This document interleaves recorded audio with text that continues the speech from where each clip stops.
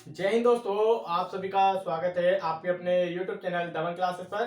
दोस्तों, जैसा कि हम डेली आपके लिए प्रीवियस ईयर पेपर के सॉल्यूशन करा रहे हैं, इसमें हमने आज आपके लिए लेके आया है जो 10 दिसंबर की 2021 का सेकेंड शिफ्ट में एसएससी जीडी कांस्टेबल का जो एग्जाम हुआ था, इसमें जो आपके 25 क्वेश्चन हिंदी में पूछे गए थे, इन सभी को हम इस वीडियो में देखेंगे। तो चलिए स्टार्ट करते हैं। उससे पहले आप सभी को बता दूं कि हिंदी में कौन से टॉपिक से आपके 9 टॉपिक जो होते हैं, इससे आपके क्वेश्चन पूछे जाते हैं। यहाँ देख सकते हो, ये 9 टॉपिक आपको दिख रहे होंगे, इनसे आपके जीडी में क्वेश्चन पूछे जाते हैं। तो चलिए यहाँ पर देख लेते हैं। ये रहा आपके सामने पहला क्वेश्चन। देखिए, पहले क्वेश्चन में आपको बताना है, यहाँ पर देखिए त्रुटि वाला क्वेश्चन पूछा गया है कि दिए गए वाक्य का भाग कौन सा भाग है जिसमें कोई त्रुटि है या नहीं है। तो देखिए, एक नागरिक को अपना कर्तव्य निभाना चाहिए। तो देखिए क्या होगा, एक नागरिक को, या ये गलत लिखा है ना, एक नागरिक थोड़ी होगा, नागरिक का मतलब तो बहुत सारे हो जाते हैं, ठीक है। तो क्या हो जाएगा, प्रत्येक नागरिक होगा। यहाँ क्या होगा, प्रत्येक नागरिक को अपना कर्तव्य निभाना चाहिए। तो ये एक की जगह गलती थी, यहाँ क्या आता, प्रत्येक नागरिक को अपना कर्तव्य निभाना चाहिए, यही एक प्रकार से सही होता है। तो यहाँ एक की जगह क्या जाएगा, प्रत्येक आ जाएगा, यही वाले भाग में क्या थी, त्रुटि थी। तो प्रत्येक नागरिक को अपना कर्तव्य निभाना चाहिए। नेक्स्ट यहाँ पर देखिए क्वेश्चन में पूछा गया है, समानार्थी शब्द बताना, मतलब पर्यायवाची शब्द बताना है। तो सूर्य का पर्यायवाची शब्द क्या क्या होता है। तो आदित्य के अलावा, फटाफट आप एक बार कमेंट में करके देखिए कि आपको कितना याद है। आदित्य का जो होता है, मतलब सूर्य का पर्यायवाची कौन कौन से आपको याद है, फटाफट एक बार कमेंट में करके बताएं। तो देखिए यहाँ पर अगर बात करें आदित्य का, जैसे बहुत सारे होते हैं, दिनकर, दिन, दिवस, ये सब क्या होता है, ये सूर्य के पर्यायवाची होते हैं। अगर बात करें मयंक, ठीक है, शशधर और हिमांशु, ये तीनों किसके हैं, जल्दी से कमेंट करके देखिए। मेरे बताऊं उससे पहले यहाँ पर मैं लिख रहा हूं, जब तक आप सोचिए कि ये तीनों किसके हैं।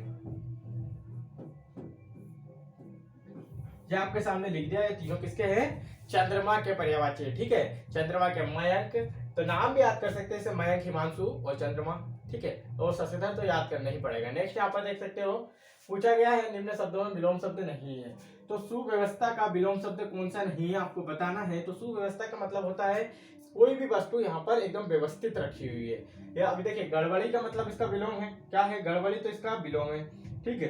100% क्या पूछा है, तो यहाँ पर देखिए, गड़बड़ी इसका विलोम हो गया, अव्यवस्था इसका विलोम हो गया, और कुव्यवस्था, मतलब ये तीनों क्या है, इसके समानार्थी शब्द है, ठीक है। नहीं, विलोम शब्द है। क्या हो गया, सुव्यवस्था का मतलब व्यवस्थित चीज होना चाहिए, गड़बड़ी मतलब गड़बड़ है, व्यवस्था नहीं है, अव्यवस्था है, और क्या हो गया, कुव्यवस्था है। सुचारू का मतलब अलग होता है इससे, तो क्या हो जाएगा, सुचारू इसमें नहीं है, जो आपका सुव्यवस्था का विलोम सुचारू नहीं है। नेक्स्ट यहाँ पर देखिए, सु का मतलब कोई भी अच्छी चीज होती है, ठीक है, और कु को और आ लग गया तो मतलब उसका विलोम हो जाता है, ठीक है। नेक्स्ट यहाँ पर पूछा गया है, शर्मिला का ऊंची एड़ी का जो सैंडल है खालिस्तान किए जा रहा था। तो देखिए, गटर गटर तो करता नहीं है, कभी गटर गटर सुने हो क्या, नहीं सुना है, ठीक है। खटर पटर सुने हो, परंतु यहाँ पर देखिए खिटिर खिटिर कर रहा है। कैसा कर रहा है, सैंडल कैसा कर रहा है, खिटिर खिटिर कर रहा है। पटर पटर तो करता नहीं, खटर पटर सुना है, बाकी खिटिर खिटिर करता है, ठीक है। नेक्स्ट यहाँ पर देखिए, पूछा गया है कि दहेज प्रथा एक प्रकार से क्या है, बताना है। तो देखिए, दहेज प्रथा समाज के लिए क्या है, अभिशाप है, ना कि अपराध है, ना कि सम्मान है, ना कि अपमान है। सामान जरा के देखोगे, इन सभी को जमा के भी देखोगे तो गलत लगेगा। दहेज प्रथा ये तो एक आपका सार्वभौमिक सत्य लिखा हुआ है, जो यूनिवर्सल ट्रूथ होता है, वह क्या बोला गया है कि दहेज प्रथा समाज के लिए क्या है, एक प्रकार से अभिशाप है, ठीक है। ये तो एक सेंटेंस है, याद ही रखना है, वाक्य एक तरह का, ठीक है। जो इंद्रियों की पहुंच से बाहर हो उसे क्या कहते हैं, तो इंद्रिय अतीत कहते हैं। मैंने पहले भी कहा हूं कि इंद्रिय अतीत, अतीत का मतलब परे होता है या इससे बाहर होता है, ठीक है। अतीत का मतलब होता है इससे परे या इससे बाहर होता है।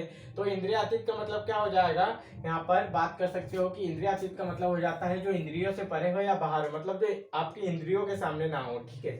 नेक्स्ट यहाँ पर देखिए, यहाँ पर पूछा गया जैसे कि अंधेरी रातों वाला पखवाड़ा क्या कहलाता है, तो कृष्ण पक्ष कहलाता है, जिसमें आपका जो चंद्रमा रहता है वो क्या होता है, घटते जाता है, मतलब अंधेरा आता जाता है, ठीक है। कृष्ण पक्ष कहलाता है। तो इसको याद कैसे कर सकते हैं, तो कृष्ण भगवान कैसे थे, तो सावले थे, ठीक है। कृष्ण भगवान कैसे थे, तो सावले थे। तो इस प्रकार से भी आप याद से कर सकते हैं कि जो सावला रंग होता है वो कैसा होता है, हल्का सा काला होता है। तो क्या हो जाता है, अंधेरी रातों वाला पखवाड़ा, मतलब अंधेरा जब रहेगा तो क्या रहेगा, कृष्ण पक्ष रहेगा। और जब चंद्रमा मतलब आप खेलते हुए रहता है, मतलब कि बड़ा होता रहता है, उसे क्या कहते हैं, शुक्ल पक्ष कहते हैं। अमावस्या तो आप सभी को पता होगा, जिस दिन चंद्रमा ना हो, ठीक है। नेक्स्ट यहाँ पर देखिए, पूछा गया है, आजकल राजनीति बदल गया है, क्या सही लग रही है कि आजकल राजनीति बदल गया है? ये बोलने में सही लग रहा है कि आजकल राजनीति बदल गई है, ऐसा बोलोगे ना कि बदल गया है, क्या बोलोगे? राजनीति बदल गई है, क्या बोलोगे? राजनीति बदल गया है? नहीं, राजनीति बदल गई है, बदल गई है और बदल गई है। देखिए दोनों में यहाँ पर सही लग रहा है, परंतु एक बिंदु के कारण आपको ऐसा लगता है बाहर करा है, तो है ये वाला राइट आ जाएगा। ठीक है, यही देखना है, यही एक डाउट रहता है, तो यही आपको देखना है कि देखिए है तो इसके अंदर ये वाला लगा हुआ है, इसमें बिंदु वाला है, मतलब ये गलत हो जाएगा। आपको सिर्फ ये चेंज करना था कि गया की जगह क्या आ जाएगा, गई आ जाएगा, इतना से ध्यान रखना था। नेक्स्ट यहाँ पर देखिए पूछा गया है आंखें दिखाना मुहावरे का अर्थ क्या होगा? तो देखिए आंखें दिखाना मुहावरे का अर्थ होता है रूखापन।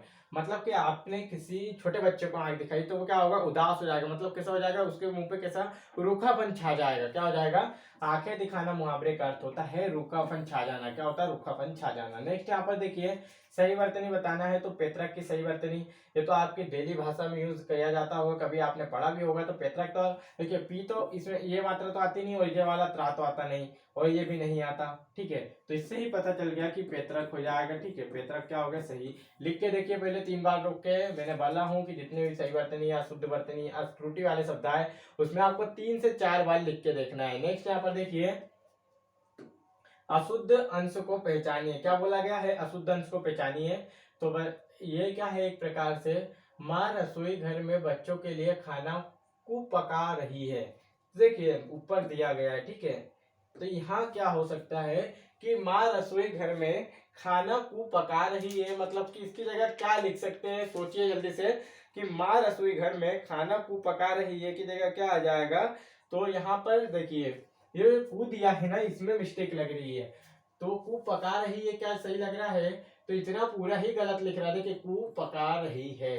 माँ रसोई घर में बच्चों के लिए खाना पका रही होना था। क्या होना था? पका रही है, ये होना था। ये रही भी गलत लिखा है, पका भी सही लिखा है, पका तो सही लिखा है। ठीक है, कू नहीं होना था, बाकी पका रही है इस तरीके से होना था।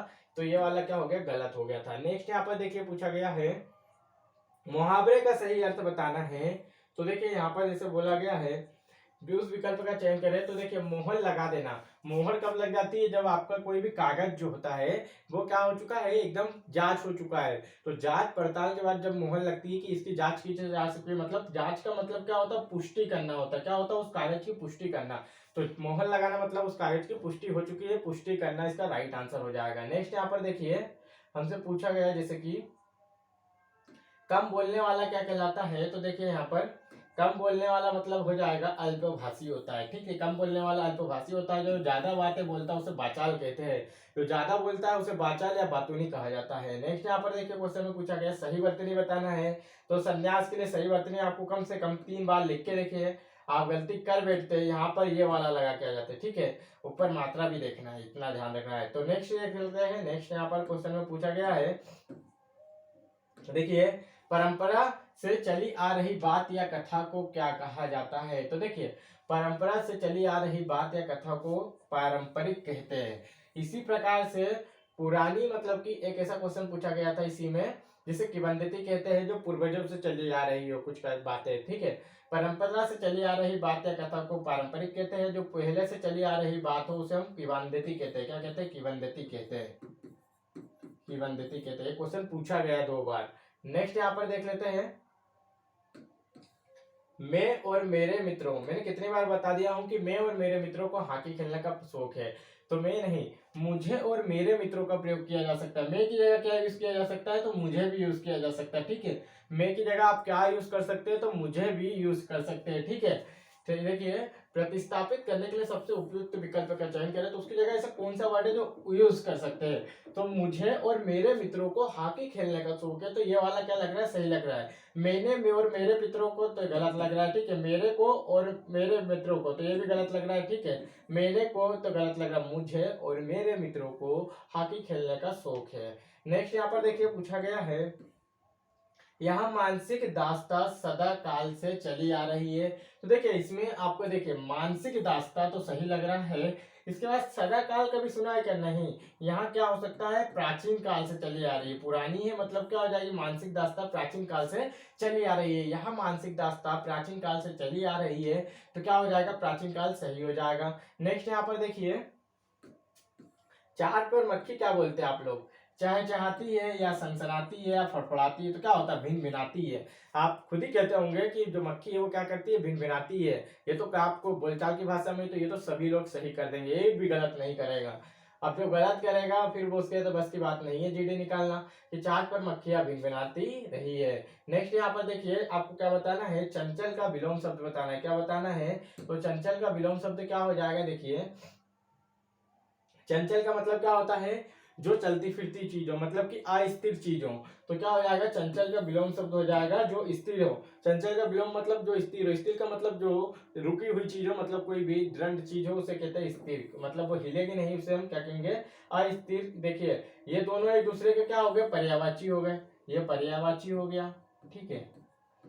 ये दोनों एक दूसरे के विलोम हो गए और ये भी एक दूसरे के विलोम हो गए। चंचल का मतलब कोई भी चलती फिरती चीज नहीं होती है, अस्थिर जो कि होती है। और यहाँ देख सकते हो, थोड़ा सा गलत हो गया। चंचल का मतलब जो चलती फिरती चीज है, जो अस्थिर हो, ठीक है। और स्थिर का मतलब क्या होता है? जो स्थिर हो चुकी है, मतलब एकदम खड़ी है, उसे हिला नहीं सकते, वो चलती फिरती नहीं है। नेक्स्ट यहाँ पर देखिए, क्वेश्चन में पूछा गया है 20 नंबर का।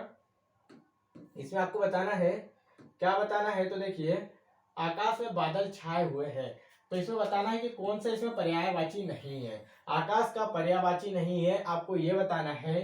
तो देखिए, आकाश में पर्यायवाची नहीं है, ये आपको फटाक से बताना है कि क्या राइट आंसर होगा। तो इसमें आप देख सकते हो जैसे कि आकाश का जो पर्यायवाची नहीं है, तो आपको बताना है ये किसका पर्यायवाची है। देखिए, मैंने कितनी बार आपको ट्रिक से बताया हूं, जैसे कि जो जल को धरे, ऊपर जो जल को धरे वो क्या होता है? आकाश होता है। बारिश के समय जल को धरता है, मेघ को आकाश कहते हैं, तो पता है। पयो, पयो का मतलब आप ऐसे याद करिए, पे। पे का मतलब क्या होता है? पानी। पे, पानी पीने का जो पे पानी है, उसको धरने वाला कौन होता है? आकाश होता है। बाग देवी एक अलग वर्ड हो गया, बाकी तो ये सब क्या हो गए? आकाश के पर्यायवाची हो गए। बाग देवी इसका क्या हो जाएगा? राइट आंसर हो जाएगा। तो हमारे जो क्वेश्चन थे वो पूरे कंप्लीट हो गए 20। अब 5 क्वेश्चन जो गद्यांश के बच्चे, इनको देख लेते हैं। दिमाग मनुष्य के लिए सुख के साधन बटोर सकता है, मगर संतोष और खालिस्तान मनुष्य के हृदय से उत्पन्न होती है, लेकिन मनुष्यता के लिए यह घोर खालिस्तान की बात है। देखिए, इतनी ही देर में आपको कहीं ना कहीं आंसर भी मिल सकता है कि दिमाग मनुष्य के लिए सुख के साधन बटोर सकता है। बात क्या हो रही? सुख के साधन बटोर सकता है, मगर संतोष और, तो देखिए, संतोष के क्या क्या जम सकता है? तो संतोष और शांति ही जमता है ना। प्रगति तो होगा नहीं दिमाग में, शक्ति नहीं होगा, ठीक है। दिमाग मुक्ति, संतोष और मुक्ति मनुष्य के हृदय से, ठीक है। मुक्ति जो होती है वो हृदय से नहीं निकलती, शांति निकलती, ठीक है। संतोष और शांति मनुष्य के हृदय से उत्पन्न होती है, लेकिन मनुष्यता के लिए यह घोर खालिस्तान की बात है। तो देखिए, ये क्या कैसी बात है? अपमान की बात है क्या? नहीं, ठीक है। क्योंकि देखिए, खालिस्तान की बात है कि आज आदमी के पास दिल नाम की चीज नहीं रह पाई है, तो ये संकट की बात है, ठीक है। कैसे संकट की बात है? क्योंकि उसके पास दिल नाम की चीज नहीं रही है, उसकी सारी खालिस्तान उसका दिमाग हो गया है। तो उसकी जो सारी पूंजी वो क्या हो चुका है? उसका दिमाग हो गया है, ठीक है। दिमाग से तलवार तो वह बहुत निकाल रहा है, मतलब कैसी तलवार निकाल रहा है? तीखी बहुत निकाल रहा है। कैसी निकाल रहा है? तलवार तो बहुत तीखी निकाल रहा है, लेकिन दिल की गहर हाजिरी में वह यह खालिस्तान ही नहीं पा रहा है। तो क्या समझ पा रहा है कि वह यह तलवार कहाँ गिराई जानी चाहिए? परिणामतः वह इस तलवार से अपना ही गला काट रहा है। तो सही बात कही गई है कि दिमाग मनुष्य के लिए सुख के साधन बटोर सकता है, ठीक है। संतोष और शांति मनुष्य के हृदय से उत्पन्न होती है, लेकिन मनुष्यता के लिए यह घोर, किसकी बात कही गई है? घोर आपने शांति की बात कही है। घोर यहाँ पर क्या बात की गई है? घोर संकट की बात की गई है। आज आदमी के पास दिल नाम की चीज नहीं रह पाई है, ठीक है, रह गई है। उसकी सारी क्या बात की गई है? जो पूंजी है उसका दिमाग हो गया है। दिमाग से तलवार तो बहुत तीखी चला रहा है, परंतु यहाँ नहीं पा रहा है कि तलवार कहाँ चलानी चाहिए, ठीक है। यही बात की गई है।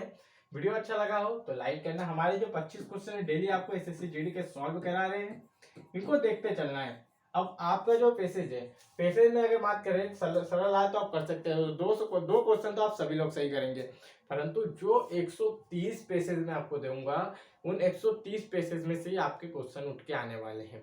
अब बहुत सी शिफ्ट है, अगर माना कि आपकी 30 शिफ्ट हुई, 30 से ज्यादा ही होगी, लगभग 50 प्लस तो शिफ्ट होती है हर बार। पिछली बार जो हुई थी 2019 में, उसमें 54 शिफ्ट थी और एक बार 63 शिफ्ट थी, तो हमने माना कि 60 शिफ्ट है, ठीक है, 60 शिफ्ट में पेपर होगा, तो ये 60 शिफ्ट में 130 शिफ्ट में से तो पूछा जा सकता है, ठीक है। 130 में से कम 40 तो दोबारा रिपीट होंगे, बाकी जो 20 बचे हैं वो आपको मैं दूंगा कब, एसएससी के जो एग्जाम होते हैं अदर, उनमें जो हिंदी पूछी जाती है उनके पैसेज ला के दूंगा, मतलब कि आपके डायरेक्ट पूरे नंबर पकाए जाएंगे, ठीक है। पैसेज कहीं कहीं नहीं बनते हैं, जैसे ये पैसेज बड़ा कठिन था, इसमें आपको आंसर के सोचने में बड़ी समस्या हो रही थी, ठीक है, क्योंकि ऐसा लग रहा था कि क्वेश्चन सभी, देखिए जैसे कि अगर बात करें उसकी सारी मेहनत, उसका दिमाग हो गया है, सफलता, मेहनत, इज्जत, ये सब वहां जम सकते थे, एकदम राइट जम रहे थे, कोई गलती नहीं हो रही थी, तो आप इसमें गलती कर सकते हो, इसलिए मैं यहाँ पर 130 पैसे दूंगा, इससे सही पर से पढ़ना है। इसके अलावा जो आपको 40 से 50 पैसे और दूंगा, इनको एक एक बार पढ़ लेना, बस एक बार पढ़ लिए ना तो वही क्वेश्चन दोबारा रिपीट होंगे, 20 पैसे से उधर से उठ के आएंगे, ठीक है। वीडियो अच्छी लगी हो तो लाइक करना, अपने दोस्तों में शेयर करना। जय हिंद दोस्तों।